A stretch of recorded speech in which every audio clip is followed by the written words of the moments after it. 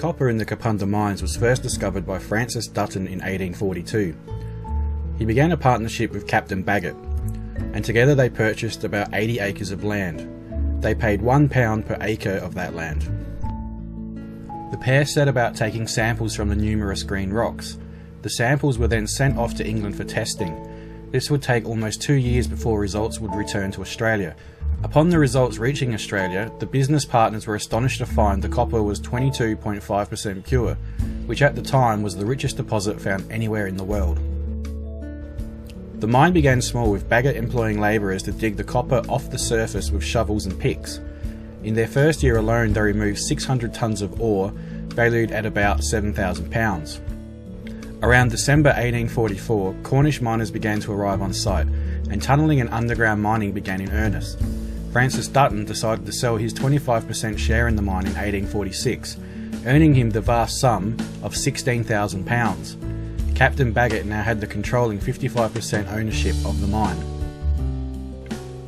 In its beginnings, the mine would transport its ore via Bullock Dray to Port Adelaide, a journey of about 6 days, where it would be loaded onto ships and transported by vessels to Swansea in Wales, where it was then smelted by the Welsh.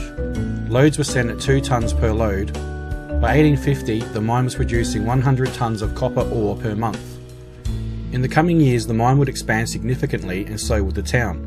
Many jobs were created, and it seemed in this era that certain cultural backgrounds provided expertise in differing areas.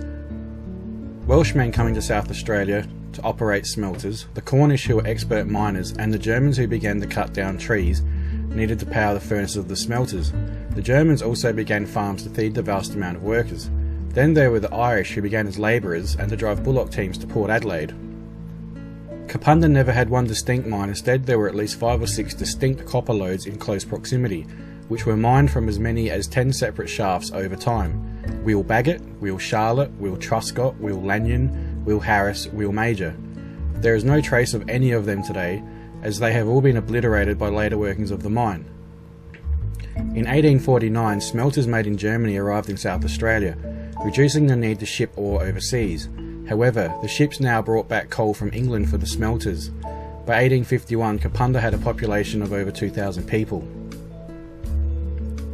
In 1850, the mines had reached about 80 feet down and had started to go below the water table. A steam engine was brought in to pump the water out of the mine. At its deepest point, the mine reached about 480 feet or 150 metres. In 1852, the gold rush in Victoria began. This had a huge effect on Kapunda and its surrounds. Many men left to try their luck at finding a quick fortune. For almost 3 years, the production rate at Kapunda dropped to a minimal amount. However, by 1857, production was at full speed again, producing upwards of 4,104 tonnes of ore. A sign in the Bagot Mining Museum in Kapunda states that in 1861, the mine employed 43 miners, mostly Cornish, 106 pitmen, 23 children, mostly Cornish, 82 labourers, mainly Irish, 13 boys, mainly Irish, 36 smelters and furnacemen, mainly Welsh. The mine at this time was employing 302 men and 36 boys. The Kapunda mine's importance declined with the discovery of copper at Burra, with a load 4 times greater than Kapunda. But even Burra couldn't compete with Moonta, which had a load almost 4 times greater than Burra's. By 1863, the majority of the high-grade ore had been mined out. The mine was now a low-grade ore mine. Soon it became an open-cut mine. The mine closed in 1878 and all the equipment was sold.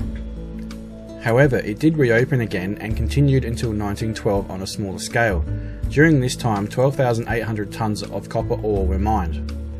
Now in 2012, the copper mine stands as a tourist attraction at Kapunda's southern end, dominated by the large stone chimney that was used to provide air for the engine boilers below. The mine is the favourite place of artists who love the deep green hues of the water that fills the open cut mine. The Kapunda mine still remains a place of historical significance and should be treated as such. This is also a terribly dangerous place to enter, with open mine shafts, large pieces of steel jutting out of rock formations and other unseen dangers. We do not recommend going into the mine at all to anyone, as its pitfalls are numerous, but we recommend taking the walking trail around the mine.